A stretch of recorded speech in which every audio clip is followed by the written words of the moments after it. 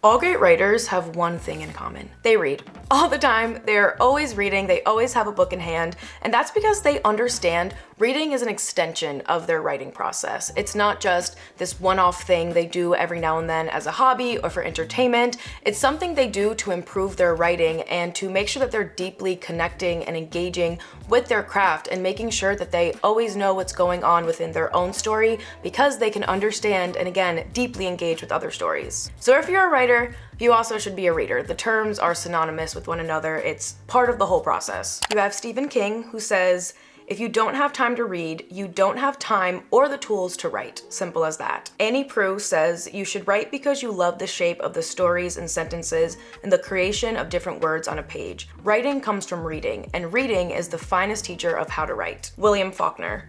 Read, read, read. Read everything. Trash, classics, good and bad, and see how they do it. Just like a carpenter who works as an apprentice and studies the master. Read. You'll absorb it, then write. If it's good, you'll find out. If it's not, throw it out the window. Lisa C. says, "Read 1,000 books and your words will flow like a river." And from Karen Wittemeyer, "Read everything you can get your hands on.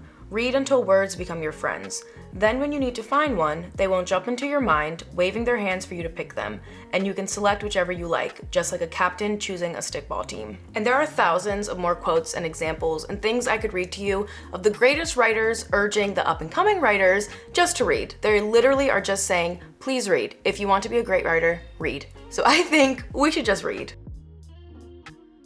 Before I get too deep into this, I want to introduce myself. Hi, my name's Maya. I'm a published writer currently working on my debut novel, and I'm sharing my entire process to publication here on my YouTube channel, but I also just share tips and tricks and things I've learned over the years of being a writer. I've actually spent the last 5 years in school for this, so I did 4 years of undergrad, 1 year of a master's program where I studied creative writing and storytelling and film, and just really submerging myself in this entire process. I love talking about it. I love learning about it. I love teaching about it. I love just the entire thing. And throughout all my years in school, the main core thing that all of my courses have really focused on is reading and is analyzing and is making sure that you understand why a story works and how it works. So being able to read a text, analyze it, and then sit there and say, how can I put this into my own work? How can I take these tools and tips and rules that we do have in writing and put them into my own book in a way that makes sense and in a way that helps me develop my own plot and develop my own characters and make sure that I'm getting across the point that I'm trying to get across. But all of that, literally the core of it, is through reading and is through analyzing texts. So I can 100% tell you, if you want to be a better writer, you have to start reading. I could say it until I'm blue in the face and take you and shake you and just say, read, read, read. But you don't actually start reading or understand why you should read unless you can see the effects of it and actually understand that part. So now that we're on a first name basis, I'm Maya. Tell me what your name is in the comments. Let's talk about why you should read to be a better writer. We're going to look at an article from Gotham Writers. I will have it linked in the description box down below if you want to check it out for yourself, as well as all of the books that I mentioned. They will all be linked down below on my Amazon storefront.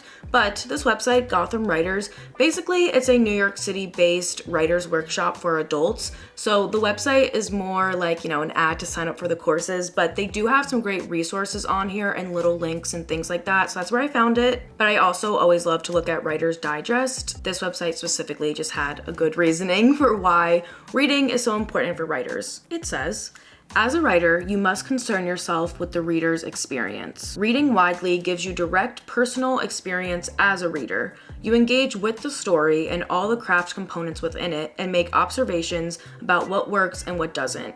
You can assess different approaches and styles. That direct experience as a reader can help inform the choices in your own writing. Reading allows you to witness the possibilities of the craft. As you read, you accumulate knowledge about what has been done and how it has been done. You gain an understanding of the diverse approach to the craft and the effects of those choices on the reading experience. If you're constantly reading, if you're constantly engaging with texts and dissecting them and analyzing them, and honestly, maybe not even doing it consciously, maybe it's just something you do subconsciously, but when you're continually engaging and keeping that muscle in your mind working, when it comes time to write your own story, the questions that you have for yourself, or when you might say, what word should I use? Or how can I get this thing to happen here? Or how can I make this go into this? What's a good transition? What You know, when you have questions in your own writing, you can then turn to the unlimited knowledge well that you have from reading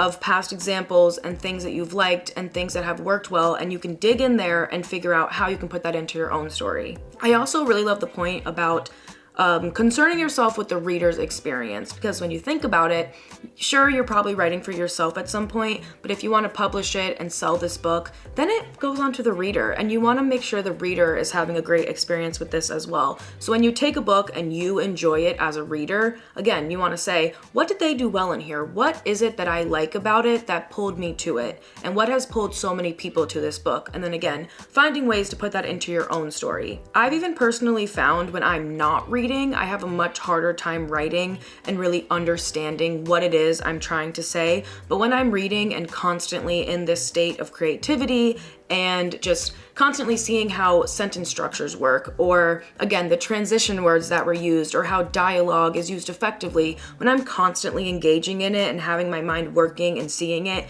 it is so much easier to do it into my own work because I can just sit there and pull from what I already know and, write it. Makes it very easy. I do completely 100% believe that there is a little bit of talent and just like universal power given to writers that we don't necessarily need to reach for it. Like it's just something that you have or you don't have. But reading and being able to practice the craft just improves it a little more. And yeah, you can have this innate ability to do it, but can you actually do it well? And can you actually understand why it's happening and why it's working? That's where reading comes into play. Not all readers are writers, but all writers are readers. There's a reason why all these great writers have huge libraries behind them in their houses and just always have a book or can always recommend something because they're well read, they're constantly doing it because they understand these things and they see how important it is. So I hope you've been convinced of why it's important to read, and now let's talk about what books you can read to get better as a writer. Let's start with nonfiction books that are actually about the craft of writing itself. So you might not get ideas for how you want your plot to be structured or prose that you want to put into your own book. You're not going to get that from these. What you are going to get from these is practical, real, true writing tips from great, amazing writers about how you can find motivation, how you can beat writer's block, how you can wake up every single day and bring yourself to a desk, table, wherever you write and actually get words down on the piece of paper. These books are just absolutely incredible. And yes, they're nonfiction, so I know they're not going to be everyone's like first grab or first want to pick, but you have to read these. Like, these are Bibles for writers. I cannot stress it enough. I talk about these all the time. First book, we have the national bestseller, 1,000 Words, A Writer's Guide to Staying Creative, Focused, and Productive All Year Round by Jami Attenberg. What I love most about this book is that Jami Attenberg intersects her own personal anecdotes about writing and her own tips and tricks and things she wants to share with notes from established writers. So at the bottom it says, with wisdom and inspiration from more than 50 beloved writers. So there are so many different writers who have contributed to this book that really make this just, again, a Bible. It's divided into 4 sections after the 4 seasons. And basically the idea is that you have seasons of your writing, just like we have the seasons, how the weather changes. Spring is a very fruitful time where things are growing and becoming. And then we cycle all the way back around to winter where, it's a little more desolate and bare and things start to hibernate. So it's that idea, which I love because it really emphasizes how writing is really a process. And even though 1 month might be really great for you and you might write 10,000 words, that doesn't mean that the next season's gonna be like that. But it doesn't mean that you're not still being productive. And she gives practical, real tips and advice of ways to stay productive when you're not writing. For example, she talks about how maybe there's a point in your life where you can't really write, but you might have these ideas every now and then.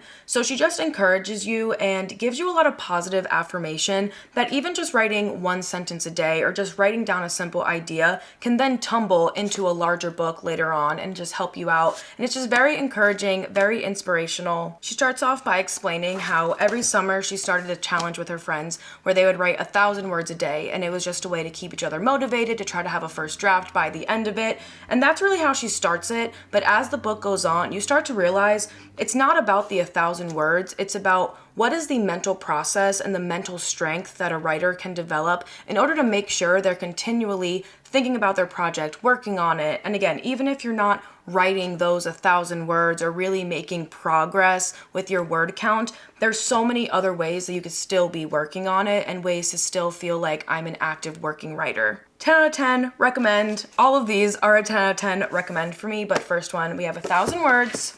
Next, we have The War of Art, Break Through the Blocks and Win Your Inner Creative Battles by Steven Pressfield. This is a book that I absolutely devoured this summer. It was the first book I read that was completely centered around writing and creativity, and genuinely it changed my brain chemistry of how I look at the art of writing. He talks a lot about procrastination and just feeling stagnant and resistance towards writing, and how that's a very common part of the writing process, and how creativity pulls from a part of you that you're not regularly accessing, so that it's normal to have resistance. And just like the other one, I love that these really encourage you to not only take breaks, but to just be gentle with yourself and remind yourself that it's okay if I'm not writing every single day, as long as I'm doing something. And yes, consistency is a huge part of it. And in this book, you do get some tough love where he literally says, you just have to write. Like, shut up, stop complaining, and write. Consistency is the number one thing you have. But until you can make that consistent routine, until you can show up for yourself every single day to be the writer you know you can be, there are still steps you can take to get there. It's not like you just wake up one day and a flip is switched and now you're this writer who sits down every day and does it, you know? There's a process and there's steps and there's things you can do that can make it easier for you, and just mental hurdles and leaps that you can get over to get to that point. And this book walks you through that and just explains it in a way that makes a lot of sense. And the last book I'm going to recommend to you, which unfortunately I cannot give too much on this because, full transparency, I have not read it yet. I am only just now cracking it open and like slightly skimming it. But this is called How to Read Literature Like a Professor, a lively and entertaining guide to reading between the lines by Thomas C. Foster. I can recommend this to you because I had a video on TikTok.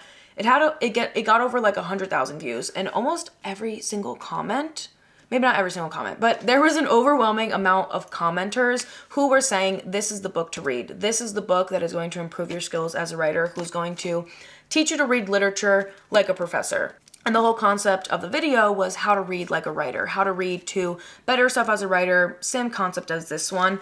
And so many people recommended this book. I was like, okay, I have to read it. And even though I cannot give you like a play-by-play about what it's about and like pull out certain lines for you, I can tell you there was just so many great reviews that I completely believe everyone. Even when I purchased the book, all of the reviews were like, this is the book to read, this is what you have to read, this is what you have to do, blah, blah, blah. You know what I mean? So I am going to start this and I will give you like my full real review soon, but I did want to include this in here. I don't want to leave it out just because so many people love it. I have to believe there's something great about it. I'm excited to find the greatness in it, but I believe all the people who are commenting. So, and lastly, fiction recommendations to make you a better writer. I will preface this by saying these are mostly coming of age romance stories because that is the story that I'm writing. That's the genre that I am mainly focusing in right now. So I'm mainly reading those. But I will say all of these do have elements and points in them that you can use across all genres. And although this is very much the same genre,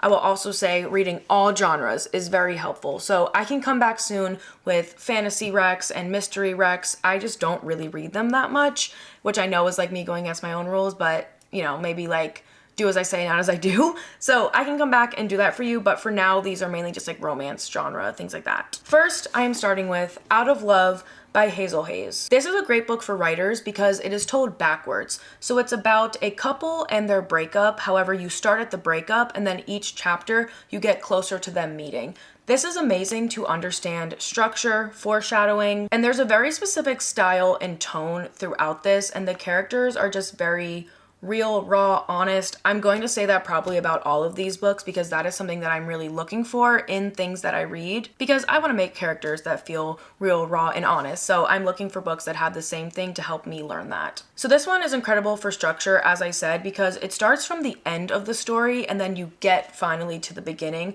And there's just so much foreshadowing in here, and it's a very easy way, or not, it is an easy way. It's just easy to get lost in your plot sometimes and to get lost in the structure. And sometimes when you hop back and forth between timelines, it can just get confusing. I know we all know a story where you're like, wait, where am I right now? Where am I in the story? That does not happen here. It's structured so well, and you can tell that it was well thought out. It was outlined very intently. And not that I think you have to do an outline, because I'm not an outliner, but I think this shows the value in at least having some sort of organization for your writing. Out of Love, Hazel Hayes. Definitely recommend. I'm actually going to be rereading this very soon. Next, I have to recommend a classic, Little Women, Louisa May Alcott. I am not a huge fan of the classics. I just don't enjoy them, but there is a reason why they're classics. There is a reason why this is the literature that has formed the literature we have now. You know, none of these books, Out of Love, would not exist without Little Women. And I can confidently say that because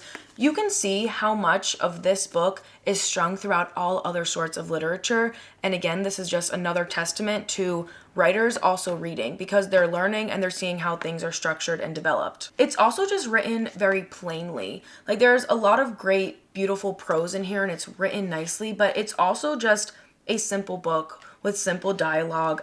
There's not like too much intricate craziness to it. It is just a simple story being told, and I think that's very beautiful about it, and we don't find that in a lot of books nowadays. I think, you know, we try to be different and we're trying to reinvent the wheel, which is great and awesome when it works, but it doesn't always work. And again, there's a reason why it's a classic, so we should always go back and reread these. So Little Women, definitely recommend. Then maybe a shocker, don't turn it off. I promise there's a reason for this. I'm going to recommend Harry Potter. I would say the entire series. If you don't have time to read the entire series, just pick any of the books. All of them are written incredibly, and that's by J.K. Rowling. I really don't want to, you know, tell you go spend your money and buy from J.K. Rowling. If you know, she's very problematic and I don't agree with the things she says. So when you purchase Harry Potter, you are also putting money into her pockets. So I'm gonna say, if you want to pick up this book to read, try to go to a thrift store or a secondhand bookshop to purchase it. This is it's just, I want to say it's a brilliant book, but I don't want to call her brilliant, but it's a brilliant book. I found so many great examples in these stories of just, again, well-written dialogue, settings, character development. There's one specifically in the second book, so Harry Potter and, what's the second one? The Chamber of Secrets. There's one line where I'm like, wow, this just shows like the veil between reader and character. So the book is written in third person from Harry's point of view, but it's very much like Hogwarts is this fantastical world that we are not a part of, that we cannot be in, and you're staying out there, right? And in it, Harry says something like, he goes, I said hello, Nick, to nearly headless Nick. So he's telling us his dialogue, hello, Nick, but to the audience, he goes, to nearly headless Nick, as in he's telling us his name is nearly headless Nick. We don't get to call him Nick, but Harry is there calling him Nick. I know it sounds small, I know it sounds like not a crazy detail, but it's one of those tiny things when you're thinking about tenses and how you want to tell your story, to say, okay, do I want to bring my reader into this world or do I want to keep them on the outside? That to me is a small tiny detail of the reader staying on the outside and adding to the fantastical craziness of Harry Potter. Also, I talk more about this on my TikTok, like more in depth about little story things and things that I figured out. I would love to talk about them on here too, but I gotta plug that TikTok, so follow me on TikTok. But yeah, I would definitely recommend checking out Harry Potter. I know it's a children's book, but that's almost why I would tell you to read it, because she has to be very clear and descriptive and it has to make sense for children. So the way to see that, and then also how it appeals to adults, is fascinating to me. Would definitely recommend you check it out. And there is a reason why it is one of the most popular book series in the entire world and why it has shaped an entire generation of readers. And if that's the type of story that you want to tell, read books that did it, okay? And the last book I want to recommend to you is The Seven Husbands of Evelyn Hugo by Taylor Jenkins Reid. I just truly believe this is a fantastic, well-written, well thought out, incredible book. I mainly want to recommend this to you to pay attention to the characters. Evelyn Hugo is so specific in who she is and how she presents herself to the world, and it comes across in small, little, meaningless ways, as in the way she walks into a room, the clothes she wears, the gestures she makes, the one-off little sentences that she says. There is just so many great character traits that she has that add to her character that I just don't see in all these books. I don't notice the small little details. I just don't think they're in there, but this book has them. And I also love that it keeps the character staying true to herself. So while she does have development and you do see how she changes, there's still this core value that she has, which I won't spoil it for you, but there's still this core value inside of her that stays through her entire life. And we do follow Evelyn from the time she's like, I think she's 12, all the way till she's in like her 60s. So we see her entire life, and it's almost like, you know, people change, but they don't really change. They grow and mature and whatever, but they still kind of stay the same. And that is just a really great thing that's done throughout this book. This is also told throughout different timelines, and it's also told in different tenses, so it swaps back and forth between Evelyn Hugo's point of view and then the other one, Monique Grant's point of view, and then that one's told in first person present tense, and Evelyn Hugo's is told first person past tense. So also different tenses, and just reading books like that and getting comfortable seeing the word switching and how that changes in your mind from when you're reading something in present tense to past tense is so helpful for writing your own book, because at least for me, these are things that I think I know. Like currently my story's being written in past tense, but sometimes I catch myself wanting to write in present tense, and I have to stop and think, like, which one serves my story better? And I don't want to get to the end and have to rewrite the entire thing in a different tense. So it's very important for me to figure that out now when I'm still early in the process, and reading books that have that same thing in them just help me differentiate if I want to do that or not, or where I should and shouldn't do it. So Seven Husbands of Evelyn Hugo, def recommend. Great book. So those are all my book recs, and if you've gotten anything out of this video, I hope it just is that you should be reading if you're a writer. Whether it be the books I recommended for you or completely different ones, it doesn't really matter. Just that you are reading and just that you're engaging deeply with texts and being able to point out the things that make them great and things that don't make them great. I promise if you start doing it, you will see yourself improving as a writer. You will find things come easier to you, you understand it better. It's just, it makes it great. I do really believe it is hard to meaningfully engage in things as a writer if you don't understand what it is you're doing. And if you don't read, you can't understand that. So read, please, I promise. I'm urging you, read, and I promise you will find something great coming out of it. And if you try it for yourself and you see positive whatever's from it, you know, positive, what's the word I'm looking for? If you see positive results from reading, I would love if you can share them in the comments, or if you have your own thoughts about this, please let me know. Or if you think differently, please let me know, because, you know, everyone has their own opinions. I would love to know your whys or why nots. So I hope you enjoyed. Thanks for watching, and I will see you soon for a brand new video. Bye.